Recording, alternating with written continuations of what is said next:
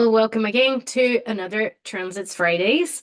So I'm feeling very, very tired. I think you probably can see my eyes. I had a very busy week. I think the year is beginning full on, but I'm digressing already.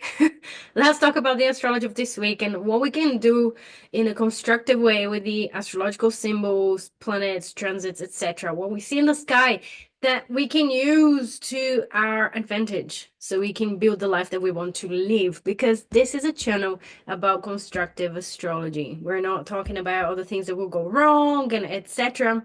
So for this week in particular, I think it can be a very insightful week where we can have some new ideas, some fresh new perspectives, particularly into the future, because we have Uranus moving direct. We also have Mercury entering Aquarius. And obviously, Mercury will conjoin Pluto in Aquarius as well. So we can have some intensity of thinking, communication, but also intense insights into the future as well. And obviously, we have the new moon. So there is a new moon in Aquarius that's also happening this week. So let me share my screen with you and show you everything that I'm talking about. So yes, this week has been very, very busy. Yesterday was a very busy day. Um, Work related, yeah, personal life related, I guess. I don't know, but it's just very aligned with my own cycle. So I've been on my um my sort of fertile window, and it feels so great to be aware of all of that and to align myself with these movements within my own cycle, right? So I know I can accomplish a lot more things during this week, and then I can take some time and rest in some time when I'm on a sort of downtime sort of part of my cycle. Now, with astrology is very similar. It's very similar to our individual natural cycles as well. So I think that's what the goal is here as well, is to look into these cycles from that perspective. What is the best we can do right now so we can align ourselves with that energy? Also, because I've had such a busy week this week, I did not manage to record my lunar nodes video, but I want to show you that I have prepared a lot of material to share with you. So there is a lot of, like, honestly, quite a chunky it's going to be quite a chunky video about the North Node in Pisces and the South Node in Virgo. So worry not.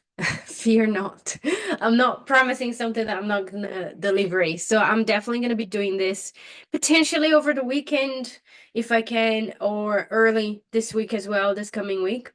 But there's a lot of juicy information that I have to share with you about this lunar node, um, the nodal position here, and what we're going to be working on collectively, what we're going to be experiencing in terms of spiritual growth, spiritual evolution, etc. What sort of invitations are we receiving in that regard? So I'll definitely be talking more about that this coming week. So very, very soon. It's already prepared. All I need to do is sit and do. Now, let's go back to this week. So last week we experienced the Sun-Pluto conjunction. So there's a very intense energy in the air.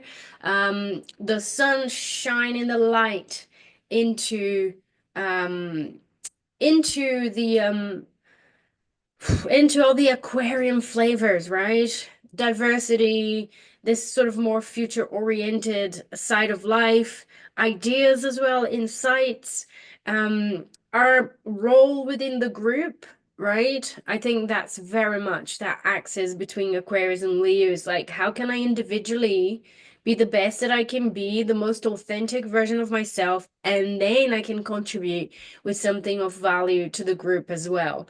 So during this time of year when planets start moving into Aquarius, we start thinking more about that. And obviously, with Pluto there, that becomes even more urgent. It becomes a kind of a life and death subject, really. It's something that's really, really under the spotlight as well. How can we create community, etc. So that's something that's obviously still going to be in the forefront for this week. And here we are on Saturday. We're still coming out of that Mercury-Mars opposition. There was a Sun-Mars opposition as well, with Mars retrograde in Cancer. So we had that opposition between Capricorn and Mars. And honestly, do you know what I've been finding very, very kind of often with people that have important placements in their birth chart in those degrees, is that they did have some physical symptoms. My brother has Sun at the late degrees of Capricorn, so he's solar return as well last week. And so this Mars Sun was picking up his natal Sun and his natal Moon as well. And he had this very, very strong allergy reaction, and it became really, really physical. Now, a lot of the things that we talked about, and we tried to look into the situation from a symbolic perspective as well. One of the biggest takeaways for him was that he's internalizing aggression. Now, that's a wonderful example, albeit distressing as well for him, and uncomfortable physically. I mean, it's very uncomfortable. It is about Mars, right? Mars is going retrograde, is opposing his sun, conjoining his moon, and something of that relationship with Mars that he has personally kind of came to the forefront in a very dramatic way. I think Mars can inflame, can cause physical reactions in that way. It can give us fever and things like that. And why am I mentioning this story? Because this is one of the stories that I've witnessed. I've been witnessing people go through some dramatic um, um, life circumstances and situations here with that Mars retrograde. And there is an invitation there to look at your natal Mars. What are you doing with that energy, how you're channeling that energy, etc. So that's just something that happened during this week, and I thought was very interesting to mention here for you as well. So we're coming out of the opposition between Mercury and Mars, which also accelerated communication, thoughts, etc. Perhaps having some of those insights about Mars. Now, for this week, well, there's a trine here between Venus and Mars, potentially bringing a little bit more balance in relationships. But those are not the aspects I mentioned in the beginning. They're not the ones that I want to talk about. I really want to mention first Mercury moving to Aquarius. So this is happening on the 28th here in Brazil, potentially 27 in other places in the world. So between Monday and Tuesday this week, Mercury is gonna move to Aquarius. And obviously, as soon as a planet moves to Aquarius, it does conjoin Pluto as well very shortly after. So I think for Tuesday, Monday, Tuesday, and Wednesday, there is a very intense tendency here when it comes to communication, ideas, the way that we think, what we're thinking about, is a wonderful few days to really pay attention to that. Potentially even write down some of these thoughts, some of these visions, because we can look at it again from another perspective later on as Mercury moves away from Pluto as well. I think when there are like those dramatic placements in the sky, it's not necessarily the best time to act, to do something, to say something, in particular with Mercury. So you want to sit on it and you want to see what comes up. You want to be a container for that energy and observe it. Honestly, I think self-observation is one of the best tactics and techniques to apply together with constructive astrology, because you can reflect and then realize what's the best course of action later on, or what's the thing that you really need to communicate to the people around you. Obviously, another important thing is to find out where is Aquarius in your birth chart, because Mercury-Pluto conjunction will be somewhere specific in your birth chart. Is it the house of co-workers? Is it career? Is it in the first house, in a 12, in a fourth? those different houses and areas will give you the clue on where you're going to tend to experience that intensity, where you're going to tend to experience the potential insight, as well as the potential power struggles in communication, right? Because we're talking about Pluto here. But it's a wonderful time to explore the detective mind, to go deeper into something. If you're doing research, that's a great time, great few days to really dedicate yourself to your research, to really go deeper.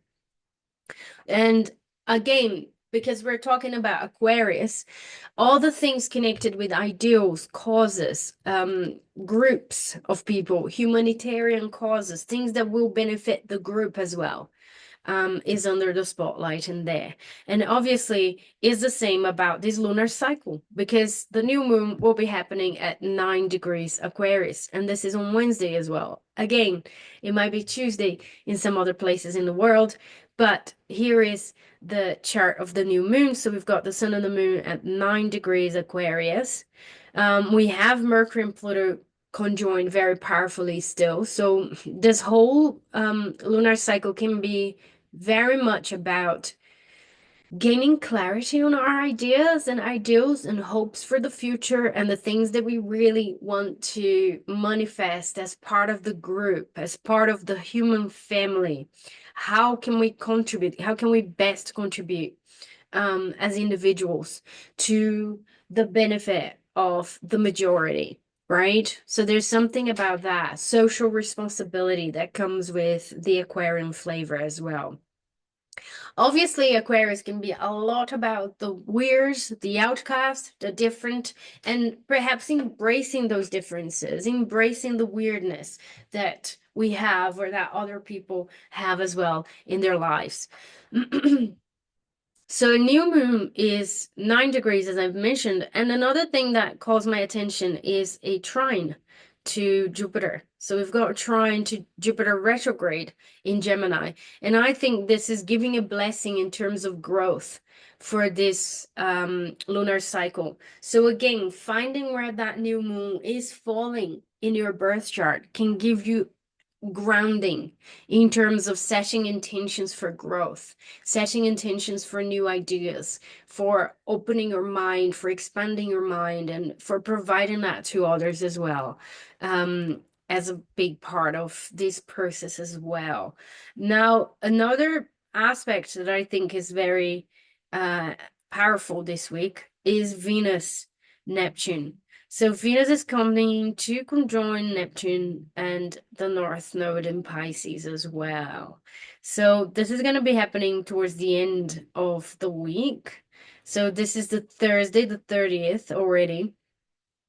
And on Friday, when I'm actually doing my next Transits Fridays, we have that Venus Neptune conjunction at 27 degrees Pisces, and Uranus turns direct. So remember, I've mentioned Uranus is turning direct.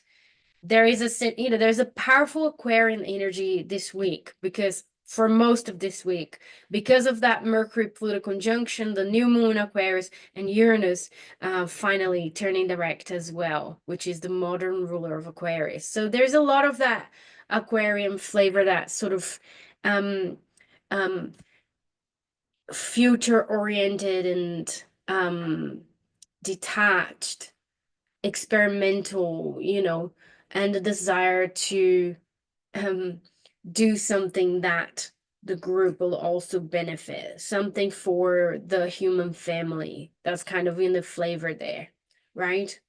But by the end of the week, we have that Venus Neptune as well with the North Node. And honestly, I think these are one of the best days to do artwork, to paint, to do something beautiful, to practice, to do spiritual practices as well, to really connect with the source.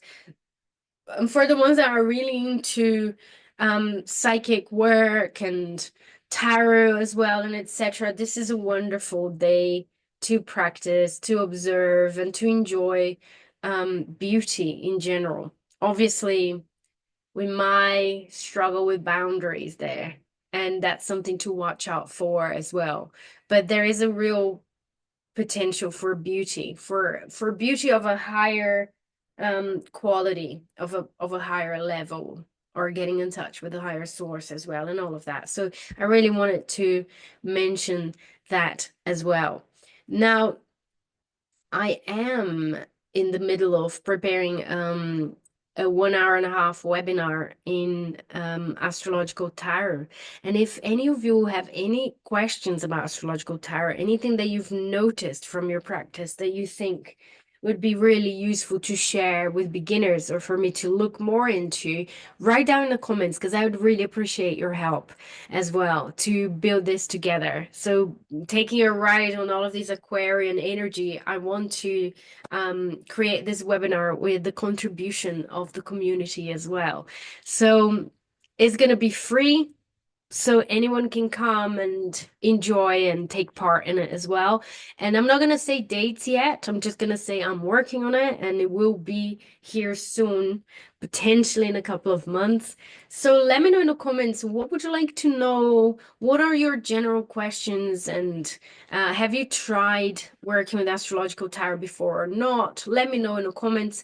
And that's it. I will be seeing you all next week when I do the lunar nodes. Remember, I showed you I've got everything prepared here. I handwrite things still. I'm old school. Um, so I'll be back with that video, and then I'll be back with another Transits Fridays as well. So wishing you a wonderful week, a beautiful new moon as well. Don't forget to rest because there's a new moon phase as well. And I'll see you very soon. So take care, and I'll see you soon.